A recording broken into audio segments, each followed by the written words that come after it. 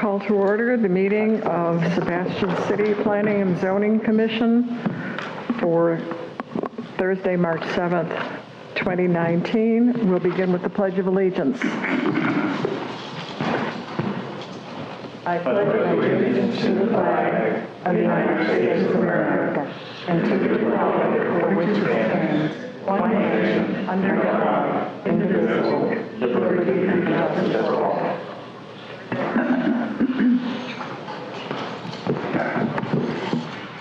Roll call, please. Mr. Roth? Here. Mr. Simmons? Here. Ms. Cottenberg? Here. Mr. Carter? Present. Mr. Motti? Here. Mr. Kizilbash? Here. Mr. Bugan? Here. Mr. Reyes and Mr. Alvarez are excused. Thank you. Mr. Simmons and Mr. Motti will be voting in the place of Mr. Alvarez and Mr. Reyes this evening.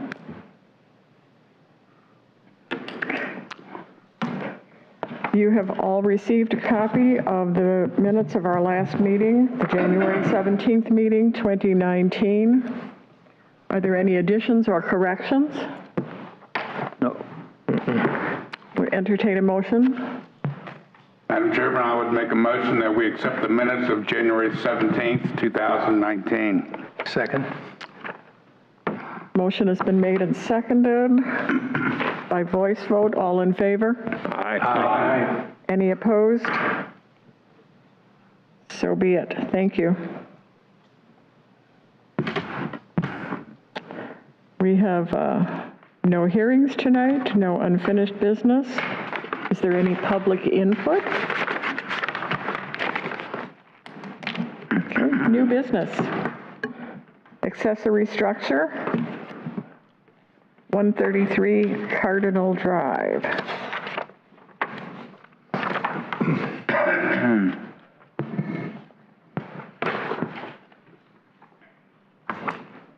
Would you make a presentation? Usually we have the applicant come up and just kind of let you know what he would like to Are you construct the in buildings. applicant? Okay, please come and tell us what this is all about. Excuse me, can I have your name?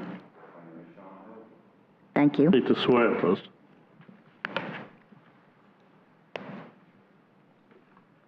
Good now? Are we using the microphones tonight? We always do. Okay, because I can't hear you from back there for some reason. I'll try to speak up. Okay. Okay. Okay. The structure I would like is, I obviously have a boat and I have a truck and I want to keep the boat undercover. And other than that, not much more. I bought the lot next door to my house with this envision, in mind of doing. So I had a place to park the boat, the truck, and that's all I would like. Okay.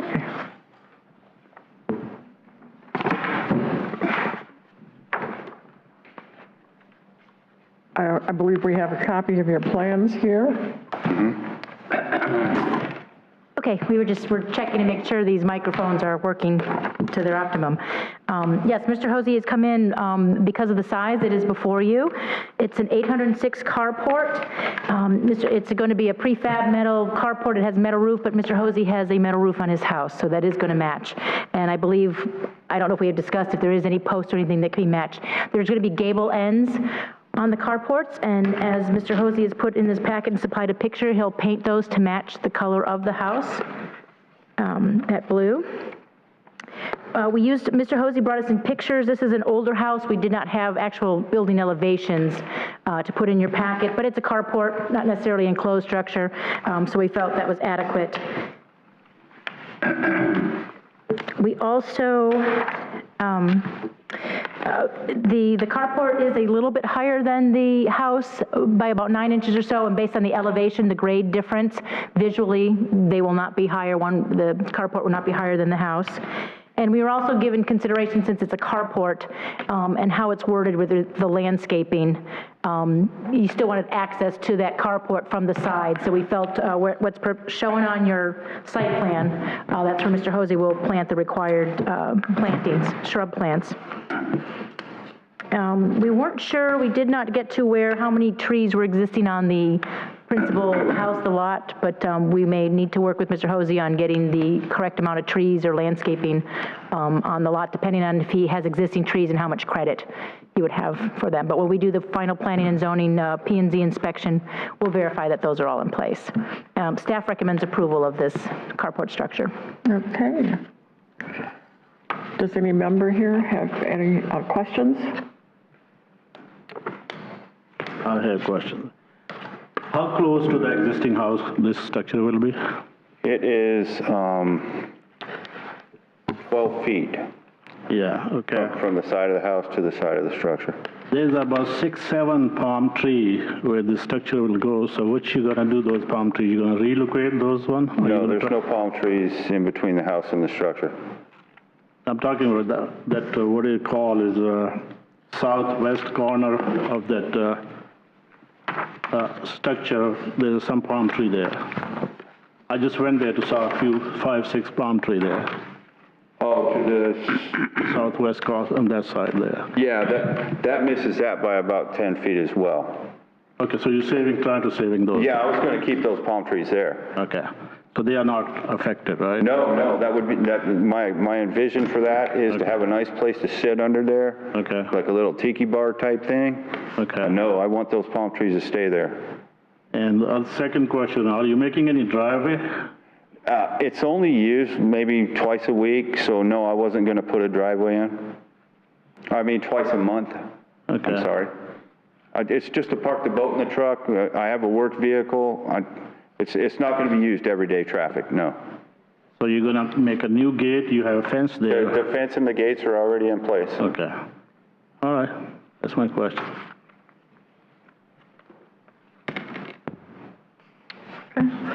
I have a question of Dory. Is not having a driveway on a culvert going to endanger the swale in any way? Okay, well, I'm sorry. There are no swales. That's all curb and gutter in that area there. Okay. Yeah, and that's what, as I said, we usually catch that there's no driveway, especially if it was going through a city swale. But the minimum use, I mean, the city could require a driveway if there's something that comes up that stormwater fills, but I don't think, since there's no swale, there's curb and gutter, Okay. I don't think that's required. So then if there is no swale and it's curb and gutter, are we going to be bouncing over the curb then? No, it's a rounded curb. If you go to that part of the old part of the Highlands, our driveway actually goes up the curb. Okay. And Okay. The rolled curb. All right, thank you. Yeah. That's all my only question. Anyone else? I have no questions. None for me. Okay, we'll call for a motion, please. I'll make a motion that we accept the accessory structure at 133 Cardinal Drive, lots 38 and 39, block 562, Sebastian Highlands, unit 16. I'll second that. Okay, by voice vote, all in favor? Aye. Any opposed? So be it. Thank thank you. you very much.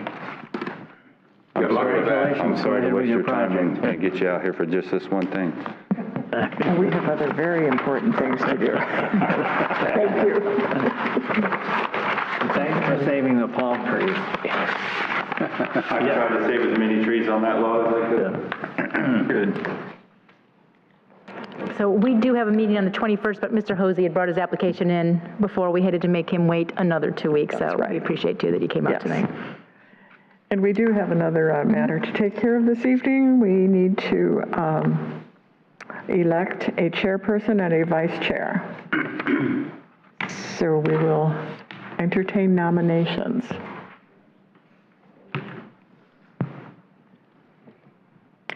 Calling for a nomination for chairperson, please. I'm going to renominate you for chairperson. I can see the thundering crowd here. I will accept the nomination. And I'll accept the nomination. Are there any other nominations? Go ahead, Joel. Oh, Okay. I think it's unanimous by lack of any other nominations. Nominations, please, for the vice chair. Joel Roth. I would nominate David Reyes for vice chairperson. I second. Okay, any other nominations? I think Mr. Carter had a nomination. I was going to recommend Joel Roth. Would you also accept a nomination? There wasn't a second. So. No, don't bother with a second. No, it's time. I've done enough. Okay. And David would do an excellent job. Okay. Thanks, Rick. All right. Then by unanimous lack of other nominations, Mr. Reyes gets elected even though he's not here. So be it. He'll love it. Thank you. Thank you very much. Do any of the other commissioners have any other matters this evening? I do. Yes. I'm just curious if, Dory, if you could give us some kind of an update on the proposal for the riverfront area, the project and that whole complex I've been working on. So we're, you mean the master plan? The master CRA? plan, yes. So we've been working with our consultant. We might be taking it in a little bit of direction, but we do have a new master plan in the works, and we're working on how to finish it. Is what I can say. But we're close. We're close to being able to bring something to you. I think staff has come together with some ideas that we'd like to still input into that. So we do not have a final version, and yes, we know it's taken longer than we had hoped and wanted to bring before you. If you remember last year, I had mentioned that we had a lot of applications coming in, and those are reaching the end of the review period. So we will be having more projects being brought before you. We do have a site plan next meeting, and some of those site plan reviews are coming to the end where we're ready to bring them to you. So we'll be a little bit more active in the next few months. Hopefully with this, we're looking to do a CBDG grant, and that'll require some stakeholder meetings and public hearings. So we will be having a little bit more activity on those type of master planning issues for you guys. Any idea of a time frame? I know you said a few months, but at this point, I don't know, and I can't. And I think Lisa may be with us, our director, one of our meetings, to kind of give you some updates too on some of our consultants that we're hiring. But at this time, I don't have a definitive time that I can give you. I'm just disappointed that we've not seen her at any of our meetings and not here to be able to give a report as far as the head of the department. It seems like we're not hearing concrete answers on that. I can tell you it's not because she's not busy. We have a lot of fires and things in stokes in the fire that she's working on. But she did mention that at one of the upcoming meetings, she will definitely be here to kind of fill you in on some of what she's working on. I'm not holding my breath. Yeah, no, I too would appreciate kind of just a little brief update on the various different things that are being worked on. I think that would be helpful. I do have a question in regards to that. Was there a plan submitted and it wasn't accepted, or it wasn't adequate enough? There's been some drafts, and we're just not, we don't feel it's a complete enough plan to bring before you guys yet. And so how we're going to finish that out has been being discussed with city manager and Lisa and working on that. I have a couple questions, if I may. Is the cemetery expanding, or is that going to be something else where they're excavating the sand and so forth, that hill? So the city acquired that property, and then there was an agreement with one of the local land clearers to be able to clear that for us, but I haven't seen the KIPS plan for it, the gentleman that takes care of the cemetery, but there definitely will be, there's some plans for expansion of the cemetery, and I'm not sure if they're going to be doing an original conceptual was where that property is cleared out, the sand ridge there, it will be where you have the niches in the wall, like a columbarium. And, but we haven't had a plan, and they're not quite yet finished clearing off that property. Do we have any idea what's going to be addressed on our next meeting? We definitely have, we spoke to somebody today, I've got another accessory structure, and there's a site plan for Verizon, which is where the State Farm building is, the existing State Farm building. And there's a proposal to demolish that, and then we've got a new building coming in. And so that will definitely be before we have run the legal ad for that. That will be before you next March 21st. Okay, thank you. I have a question for Mr. Stokes. A couple weeks ago, we received a packet in the mail about the sunshine law and things like that, which I was okay with, but that got me thinking. A while back, somebody mentioned something about maybe the commissioners getting an email address from the city. And I don't know whatever happened with that. Because right now we use our own email addresses, which means we're open to the sunshine law. And it was brought up at one of these meetings, but I don't know whatever happened. It's definitely something that we can look into. You're right. I mean, the nature of the sunshine law and the public records law is things are city business based upon their content, not on how you get them or how you receive them.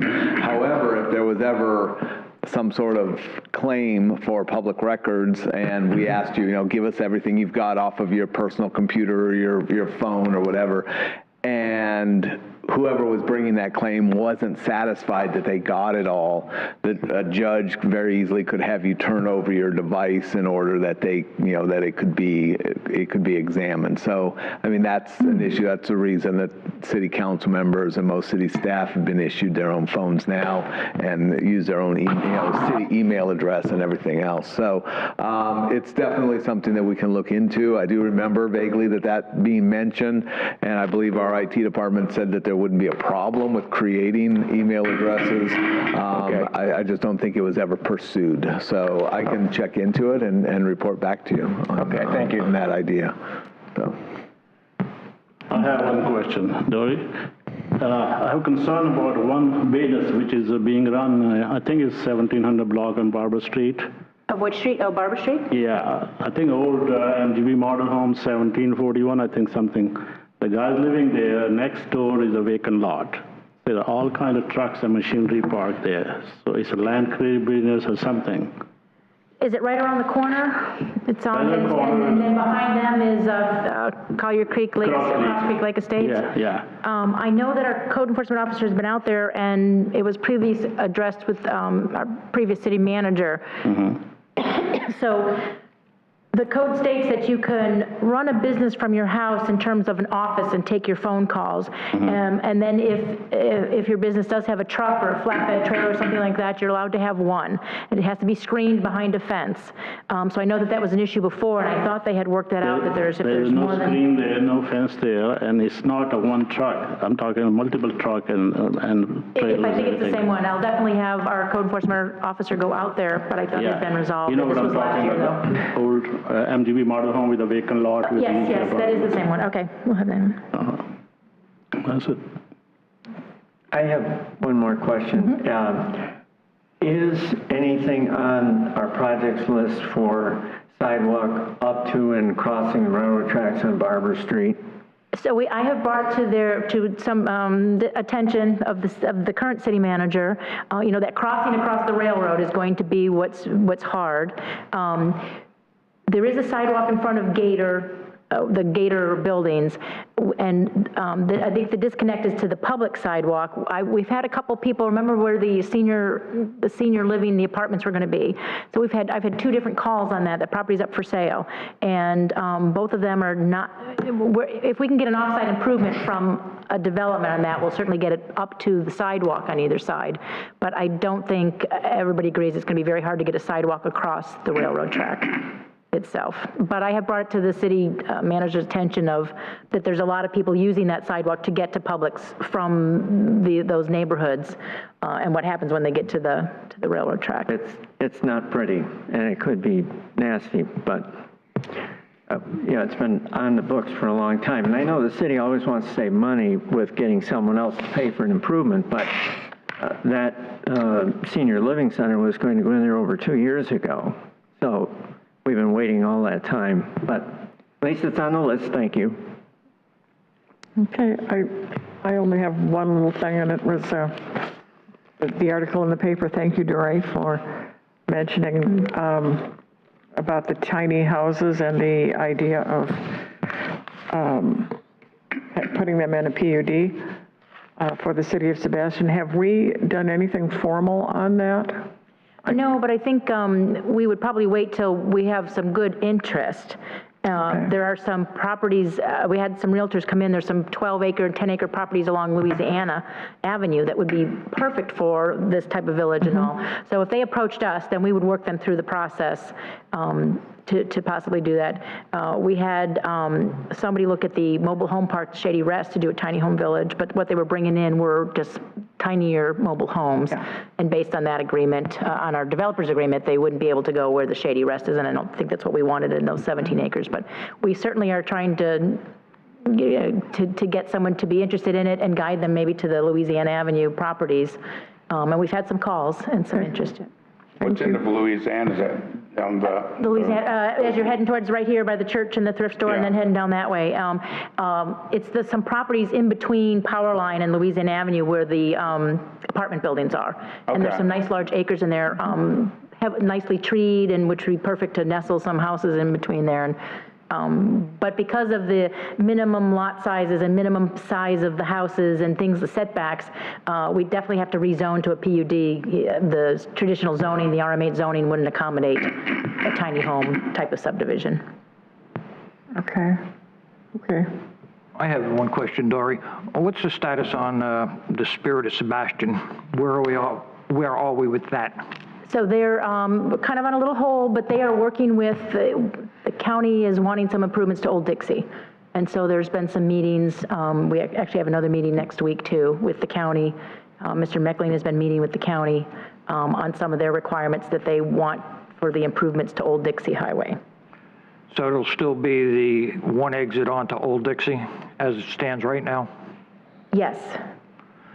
But that permit has to come from Indian River County, even for that one exit. Correct. And it's what they're kind of requiring that's kind of put a hiccup or a hurdle or what we're working through.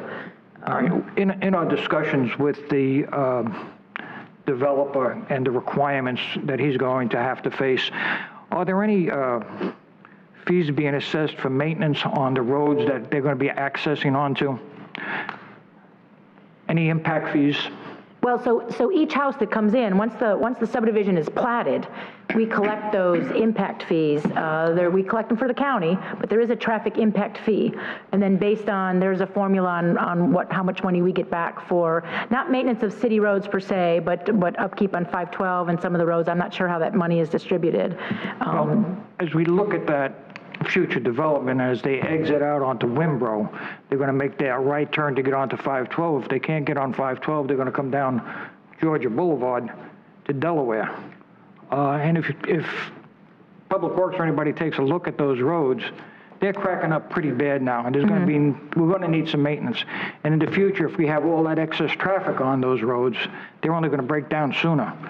So I'm wondering if that can be taken into consideration with the discussions with the developer. Yeah, I've got to say, it's kind of even when you bought your house, though, I mean, you have wear and tear on those roads, too. Clearly, a subdivision is going to have to get to the main arterials and the collector streets. They're going to use roads.